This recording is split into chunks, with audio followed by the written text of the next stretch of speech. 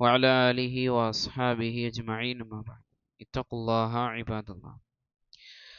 അബൂ ഉമാമത്തുൽ ബാഹിലി റളിയല്ലാഹു തആല അൻഹു ഉദ്ധരിക്കുന്ന ഒരു ഹദീസിൽ റസൂലുള്ളാഹി സ്വല്ലല്ലാഹു അലൈഹി വസല്ലം അവിടുന്ന് പറഞ്ഞു, യഖൂലുല്ലാഹു സുബ്ഹാനഹു, അല്ലാഹു സുബ്ഹാനഹു വ തആല പറയും, ഇബ്ന ആദം ഇൻ സബർത വഹ്തസബ്ത ഇൻദ സ്വദമത്തിൽ ഊല, നീ ക്ഷമിക്കുകയും നീ പ്രതിഫലം ആഗ്രഹിക്കുകയും ചെയ്താൽ, എപ്പോൾ ഇന്ദ സ്വദമത്തിൽ ഊല, ഒന്നാമത്തെ ഘട്ടത്തിൽ, ഒന്നാമത്തെ സന്ദർഭത്തിൽ നീ ക്ഷമിക്കുകയും അതുപോലെ തന്നെ പ്രതിഫലം ആഗ്രഹിക്കുകയും ചെയ്തു കഴിഞ്ഞാൽ, ലം അർദലക സവാബൻ ദൂനൽ ജന്ന, സ്വർഗമല്ലാതെ നിനക്ക് യാതൊരു പ്രതിഫലവും ഞാൻ നിനക്ക് തൃപ്തിപ്പെട്ട് തരുന്നില്ല എന്ന് അല്ലാഹു സുബ്ഹാനഹു വ തആല പറയുന്നതായി റസൂൽ കരീം സല്ലല്ലാഹു അലൈഹി വസല്ലം നമുക്ക് പഠിപ്പിച്ചു തന്നതായി കൊണ്ട് കാണാൻ സാധിക്കും.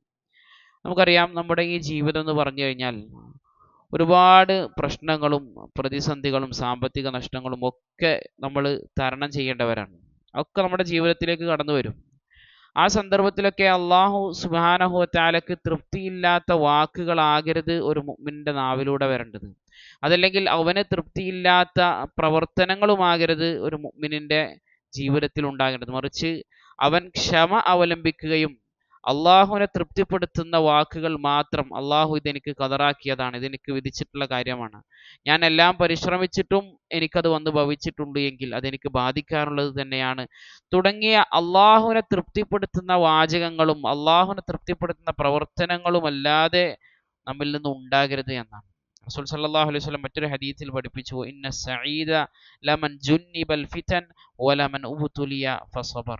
തീർച്ചയായും ഒരു സഈദ്, ഒരു സൗഭാഗ്യവാൻ എന്ന് പറഞ്ഞു കഴിഞ്ഞാൽ ലമൻ ജുന്നിബ അൽ ഫിതൻ, ഫിത്തനകളിൽ നിന്നും ആരെയാണോ മാറ്റി നിർത്തപ്പെട്ടത്, ഫിത്തനകളിൽ നിന്നും പോയി പെടാതെ ആരാണോ ഉള്ളത്, ഓനാണ് സഈദായിട്ടുള്ള സൗഭാഗ്യവാനായിട്ടുള്ള ആള്. രണ്ടാമത് റസൂൽ പറഞ്ഞത് വലമൻ ഉബ്തുലി ഫസബറ, ആരൊരുവൻ പരീക്ഷിക്കപ്പെട്ടു, പക്ഷേ ആ പരീക്ഷണത്തിന്റെ പേരിൽ എന്ത് ചെയ്തില്ല, അവൻ അള്ളാഹുവിന് തൃപ്തിയില്ലാത്ത വാക്കുകളോ പ്രവർത്തനങ്ങളോ ഒന്നും അവനിൽ നിന്ന് വന്നില്ല, മറിച്ച് ഫസബറ, അവൻ അതിലെന്ത് ചെയ്തു, ക്ഷമ കൈക്കൊണ്ടു.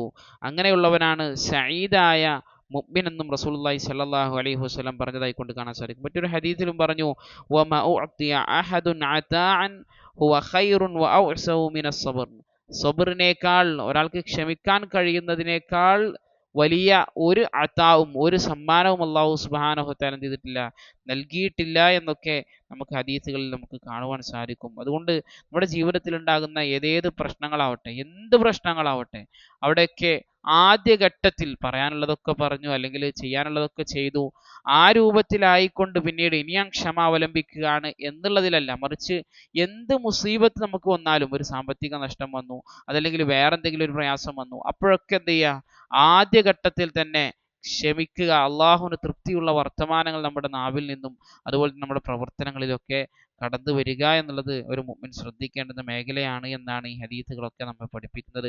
അള്ളാഹു സുബ്ഹാനഹു തആല കാര്യങ്ങളെ കൃത്യമായി മനസ്സിലാക്കാനും അതനുസരിച്ച് ജീവിതത്തിൽ പ്രാവർത്തികമാക്കാനും എല്ലാമുള്ള തൗഫീഖ് നമുക്ക് ഏവർക്കും നൽകി അനുഗ്രഹിക്കുമാറാകട്ടെ.